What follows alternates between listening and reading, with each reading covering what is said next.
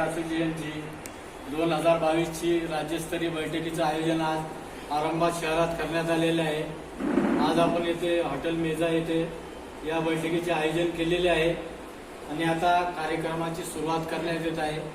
कार्यक्रमाच्या सुरुवातीला कार्यक्रमाचे अध्यक्ष आपले पांडुरंगजी नरोजे सर, जे महाराष्ट्र प्रदेश अध्यक्ष आहे, यांना मी विनंती करतो की यांनी मंचावर यावं आणि आसन ग्रहण करावे।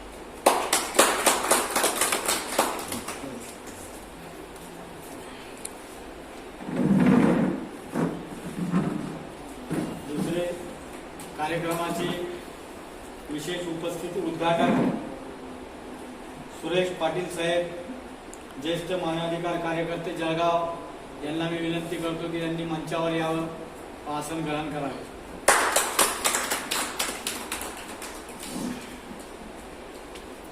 आपल्या कार्यक्रमाचे विशेष उपस्थिती अभय धनवडे सर, राज्यस्तरीय सदस्य कोल्हापूर, यांनी येऊन आपले आसन ग्रहण करावे।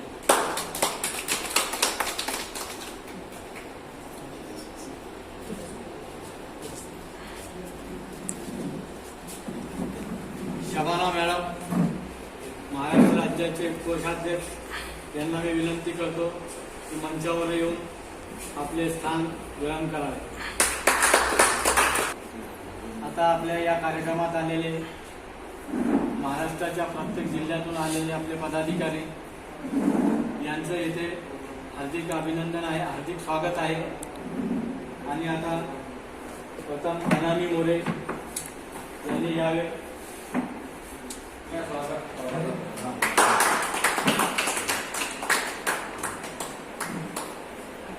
हार्दिक स्वागत आहे।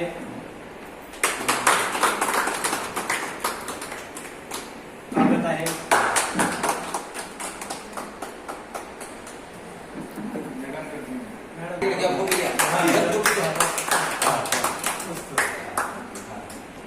अध्यक्ष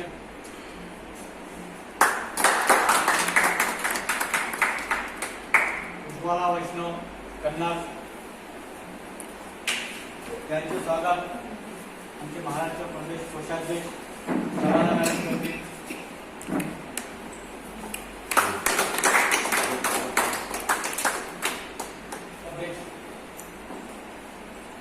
यांचं स्वागत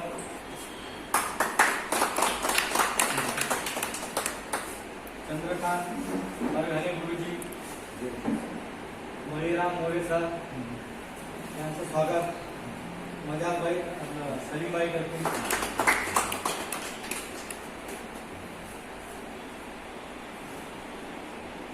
प्रकाश कोळगे सर, श्री सलीम अहमद, यांचं स्वागत नरोडे सर करतील।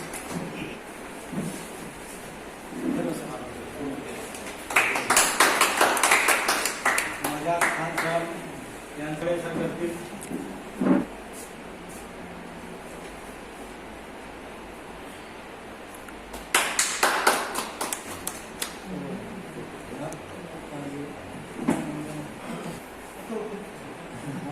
अध्यक्ष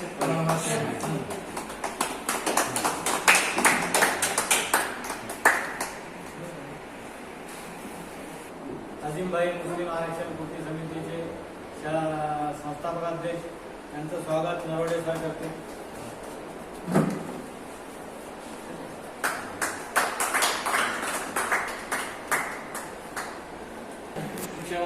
व मानवाधिकारचे महाराष्ट्र प्रदेश अध्यक्ष पांडुरंगजी नरोजे सर, यांना विनंती करतो की आपले कार्यकर्ते व पदाधिकारी यांना आपले मोलाचे मार्गदर्शन करावे। 15 मे 2022 इंडियन मानवाधिकार असोसिएशन महाराष्ट्र ब्रांच औरंगाबाद यांच्या वतीने राज्यस्तरीय अधिवेशन संपूर्ण जिल्ह्यातील उपाध्यक्ष, सचिव, महासचिव, तालुका प्रमुख अहोरात्र कष्ट करून ही मीटिंग यशस्वी करण्यासाठी त्यांनी मनापासून कार्य केलेलं आहे। त्याबद्दल मी त्यांचे धन्यवाद मानतो।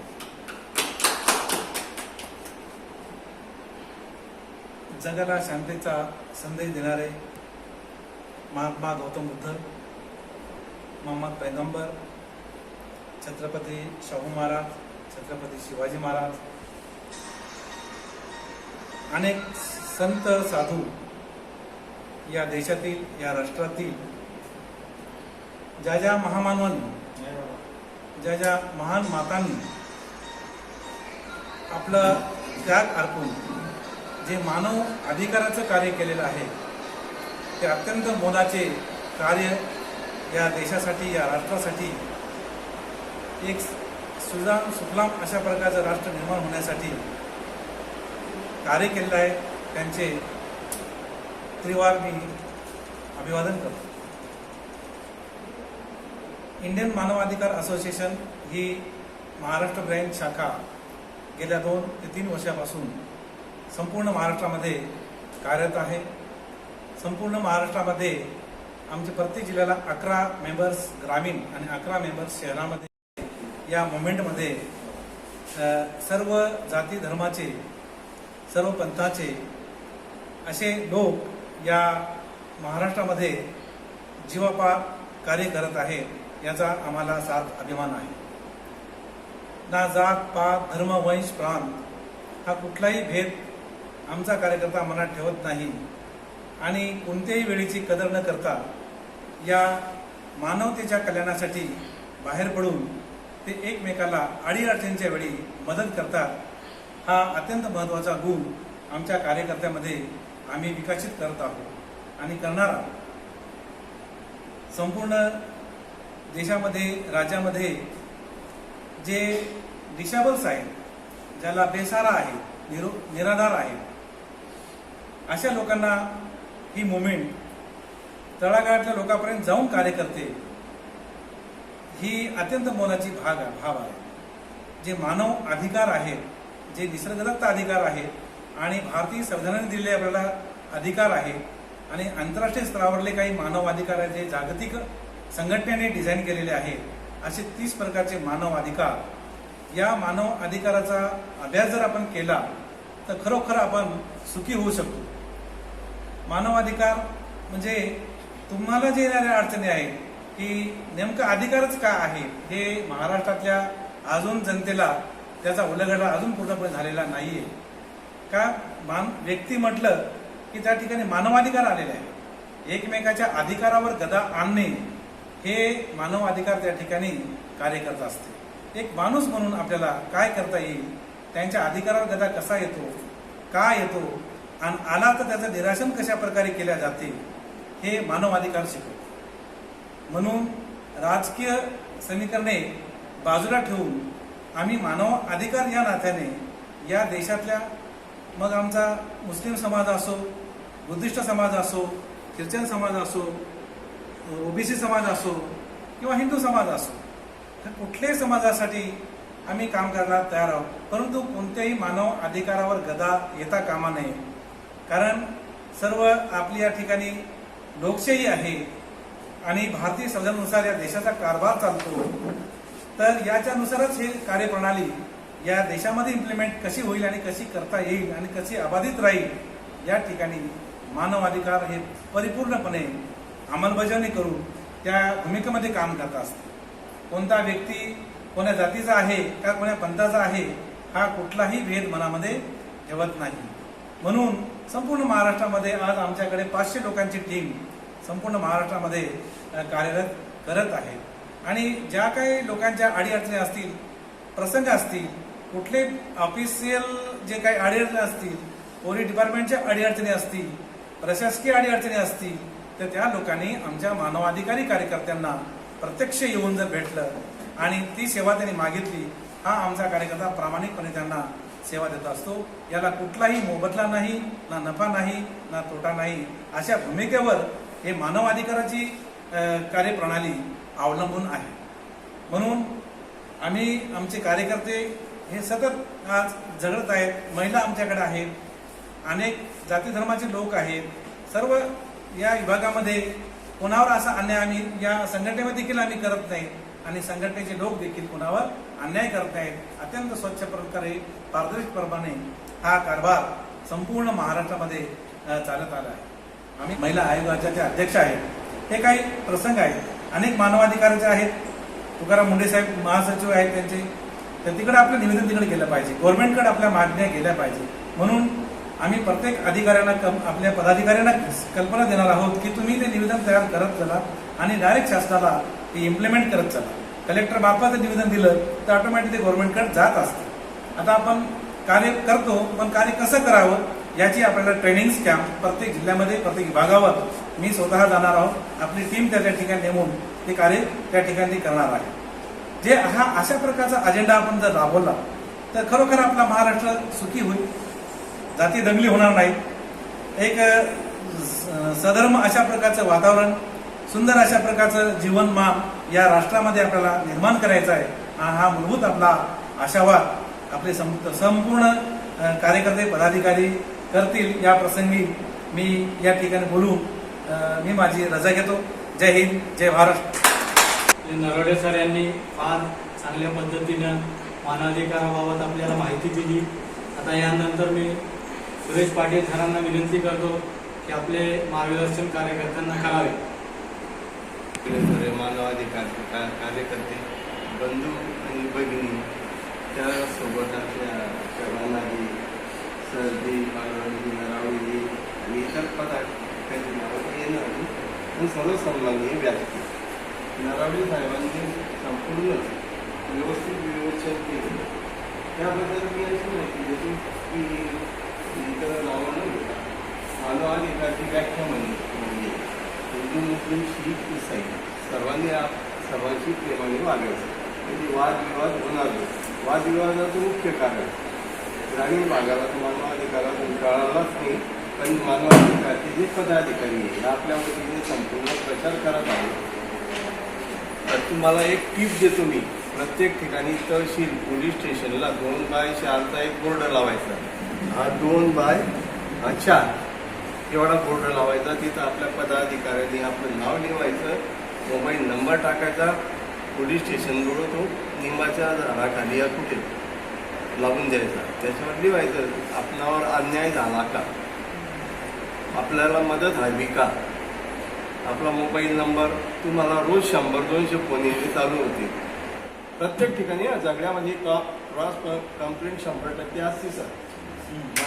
दोघी जण मध्ये तालुका आहे, नांदेड तालुका आहे, एवढे तुमचं नाव प्रत्येकाकडे चालवलं आहे. कोण आहे पडकडे, कोण येणार आवडत आहे सिटी क्रांती चौक हे जे काही असेल तुमचे पोलीस स्टेशन, इथं तुमचं नाव चाललं जाईल, तुमच्या नावाची नोंद होईल, तुमच्या नावाची नोंद होईल, तुमचं कार्य SP DSP IG पर्यंत चाललं जाईल की हे काय बांधकाम नवीन. आणि बाबासाहेबांनी काय सांगितलं होतं, शिका, संघटित व्हा, संघर्ष करा. बरोबर आहे, हा महत्वाचा मुद्दा आहे. तसंच आपली लाईन सुरू झाली तर संघर्ष नाही आहे, आपण साधा आहे, ते तर फार मोठं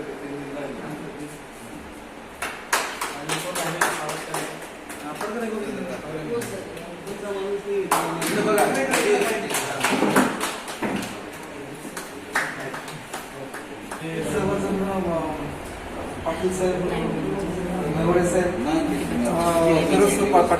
पटाल साहेब, चव्हाण मॅडम आणि इथं बसलेले पाहिजे सगळं म्हणजे अधिकारी.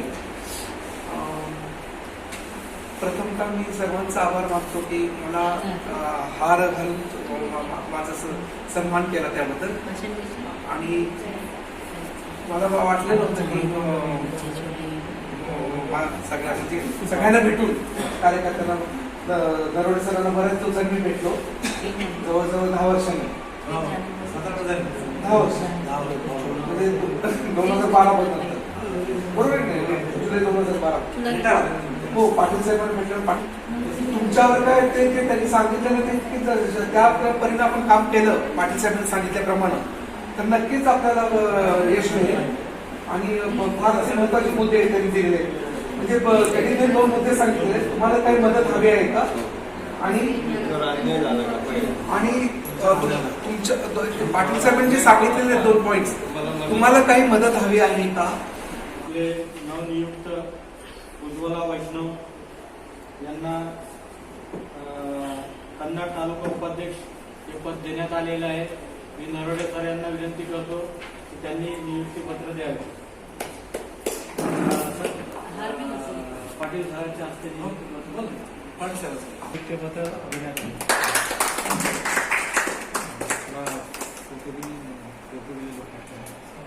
जयश्री कांबळे हदगाव तालुका सभासद यांचं नियुक्तीपत्र उपाध्यक्ष नरोडे सर जिल्हा परिषद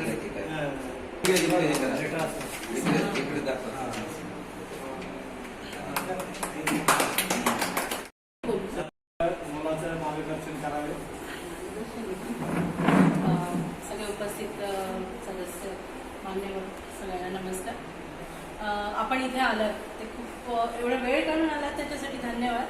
आम्ही खूप प्रयत्न केले होते. खूप मोठा प्रोग्राम करायचा विचार चालू होता पण काही कारणामुळे झालं नाही ते. त्याचं वाईटही वाटतंय झालं नाही ते मोठा प्रोग्राम पण आमच्या परीने आम्ही खूप प्रयत्न केले होते. दुसरी गोष्ट अशी की एवढं वर्ष होते आपल्याला आता जे सगळे आपण व्याख्या करतोय बाबा मानवाधिकार 75 वर्ष होत आली आपल्याला स्वतंत्र होऊन आणि तरी आपल्याला मानवाधिकार काय हे सांगावं लागतंय. हे थोडंसं शोकांतिकाच आहे म्हणावं. सगळे लोक एकमेकांची रिस्पेक्ट करा एवढंच म्हणणार आहे मी. एकमेकांचं रिस्पेक्ट केलं तर त्याच्यात सगळं चालं.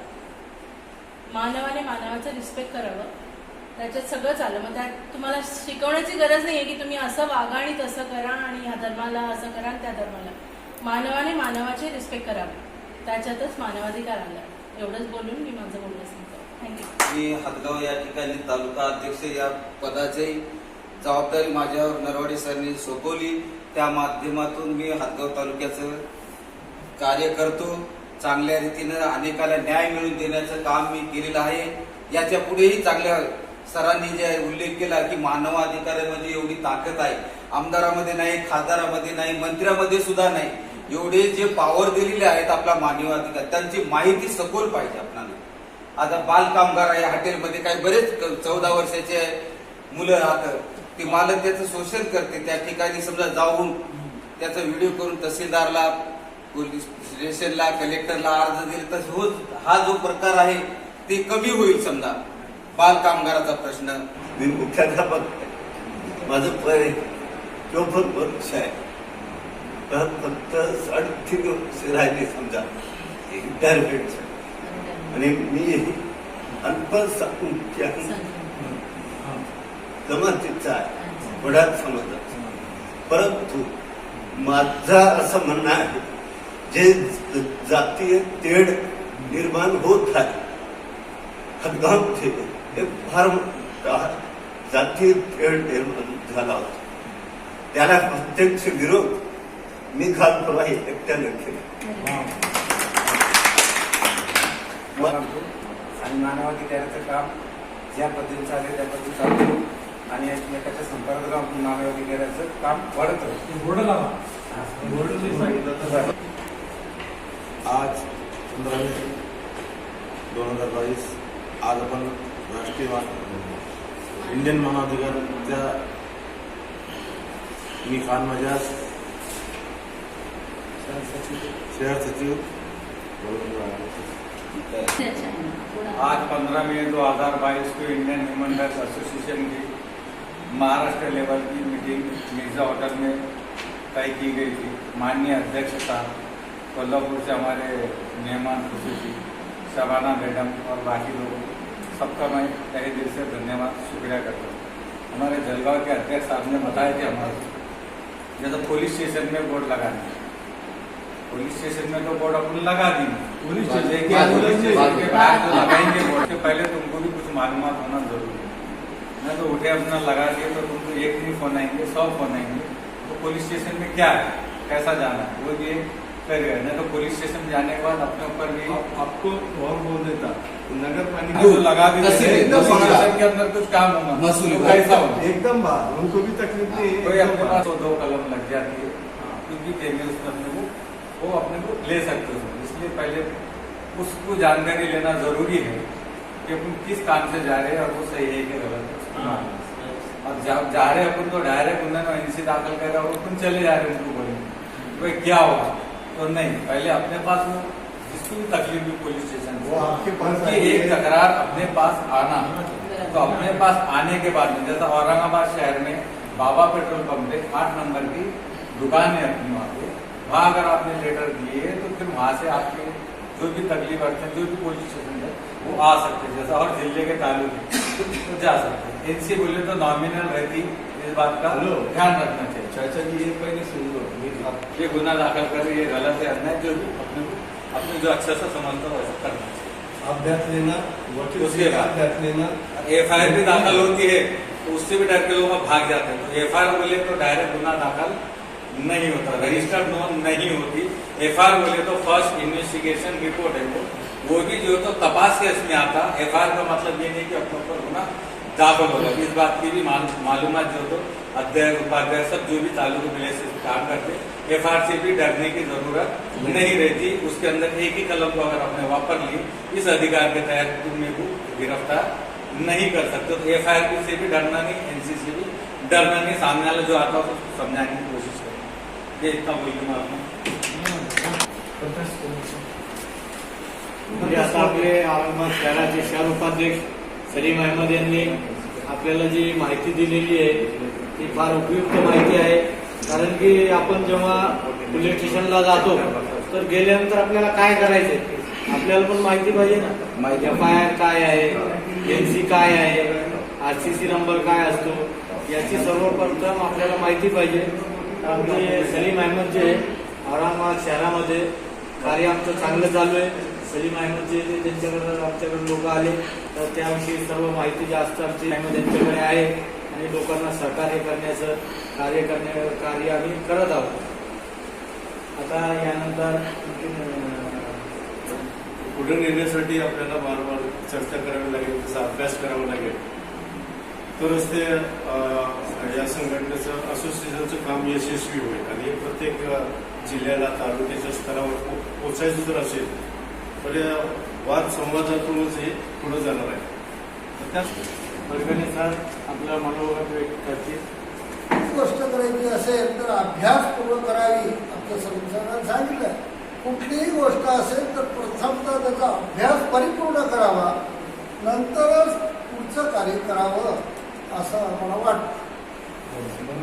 आणि दुसरी गोष्ट अशी आहे की पाट्या हे लावण्यात जातात. पाट्या लावण्याकरता कुठं परमिशन लागती? आम्ही लावतो बोर्ड, आम्ही आमच्या मानव अधिकाराचा बोर्ड आमच्या यात्रेमध्ये लावला. कांबळे साहेब काय उन्हाचं टेम्परेचर फार वाढलेलं आहे तरी आपण कशा पद्धतीनं बस बदलत आणि आपले जे दैनंदिन कार्यक्रम आहेत, आपले काम आहे ते सोडून आज आपण इथं आलात. कारण की आपल्याला मानवाधिकाराबाबत आपल्या मनात कुठंतरी काहीतरी आहे की आपल्याला मानवासाठी काही करायचे म्हणून आपण लोक आलेले आहेत. तर मी आज आपले सर्वांचे हार्दिक अभिनंदन करतो व आभार व्यक्त करतो की आपण इथे आलात, आपले विचार मांडलेत आणि प्रमुख पाहुणे अध्यक्ष व उपस्थित मान्यवरांनी सर्वांनी आपले जे ते मत प्रदर्शन केलेले आहे यातून आपणही काही शिकलो आहोत आणि तुमच्यापासूनही आम्ही काही शिकलो आहोत. तर यातून आता जर आपल्याला जर काही अडचणी येतील तर त्याबाबत आपण नरवडे सरांशी संपर्क करावा. तसेच आपल्याला मार्गदर्शन करण्यासाठी आता सुरेश पाटील साहेबही आहेत, त्यांनी पण म्हटलेलं आहे तुम्हाला काही मार्गदर्शन काय पाहिजे तर ते करायला तयार आहेत. तर आपण आता इथून गेल्यानंतर मानवाधिकारासाठी कार्य करण्याचे आपले जे आतापर्यंत केले त्याच्यापेक्षा जास्त आपण प्रमाणात कार्य केले पाहिजे. आपले कार्यकर्तेही वाढवले पाहिजेत. प्रत्येक पोलीस स्टेशनमध्ये जाऊन सरकारी कार्यालयात जाऊन आपलं कार्य वाढविलं पाहिजे. यानंतर आता पुढील राज्यस्तरीय बैठक प्रदेशाध्यक्ष नरवडे सर यांच्या विचारानुसार नांदेड किंवा जळगाव येथे आयोजित करण्यात येईल असं एक दुसऱ्याच्या विचारानं नंतर स्थळ जे आहे ते डिझाईन केले जाईल, ठरविले जाईल. आता यानंतर पावसाळा संपल्यानंतरच पुढची मीटिंग घेण्याचं ठरविण्यात आलेलं आहे. आणि राष्ट्रगीत म्हणून आपण जे कार्यक्रमाची सांगता करू, कार्यक्रम संपवून आपण सर्वांनी राष्ट्रगीताच्या उभे राहू.